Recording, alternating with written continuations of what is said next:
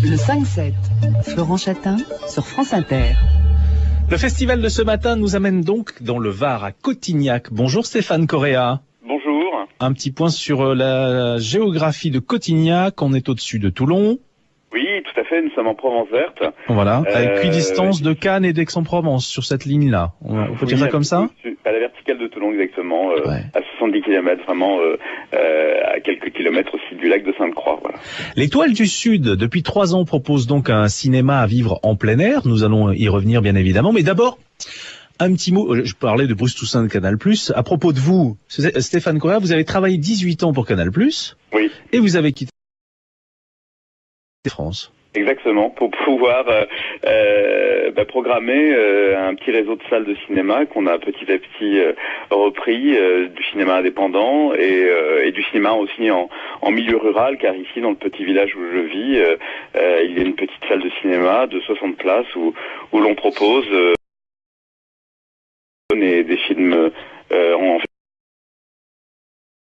classé RSC 2 années de suite là depuis que l'on a repris ce petit cinéma, et donc le but c'est d'essayer de proposer loin des grandes villes, loin des multiplexes, une programmation de cinéma de qualité. Est-ce que vous pourriez faire découvrir Cotignac à ceux qui se réveillent en ce moment en vous écoutant?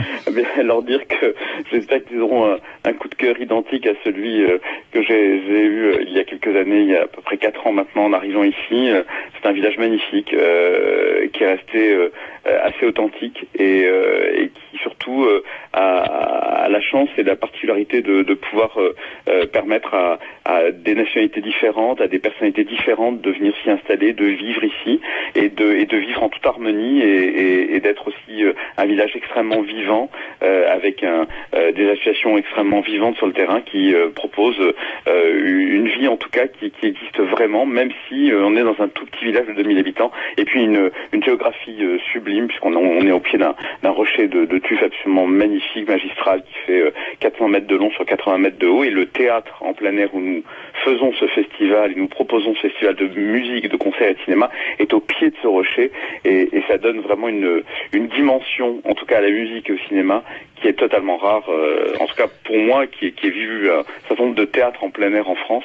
Ce petit théâtre est vraiment un écrin absolument majestueux. Alors, ce festival, l'Étoile du Sud, quel film programmez-vous? Alors, ce sont effectivement des soirées à thème. On choisit effectivement de proposer entre le 15 juillet et 15 août, enfin là c'était 15 juillet et 14 août, on propose 10 soirées qui sont composées d'un concert en première partie et puis d'un film en deuxième partie. Alors, la programmation est assez éclectique, elle permet à toute la famille, à toutes sortes de publics qui passent ici à Cotignac, ne serait-ce que quelques heures, d'au moins assister à une soirée de leur choix. Donc il y a des avant-premières, donc on a avant-hier, vendredi 17 juillet, on a proposé à Dieu Gary, le premier film de Nassim Amaouche avec Jean-Pierre Bacry, qui était présent et qui est venu présenter ce film avec le réalisateur.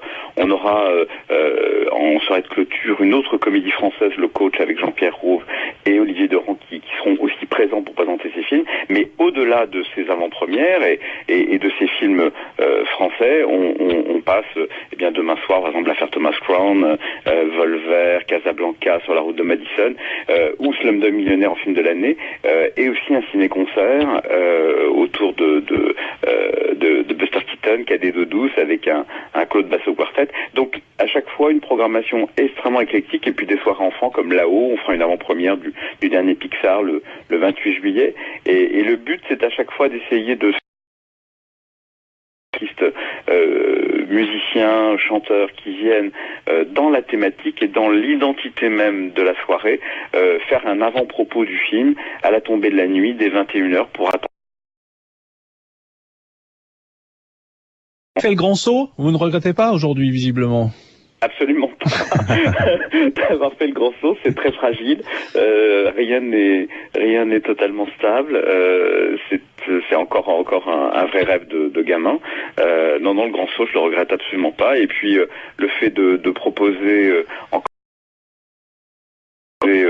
des passerelles avec ce qu'il se fait de plus intéressant sur le plan culturel, je pense qu'on est totalement dans notre rôle et on essaye de le faire avec le plus de sincérité, le plus de lien possible avec la population, en tout cas avec les habitants du avec en arrière-plan cette image du petit cinéma que vous contribuez à faire revivre, Stéphane Correa,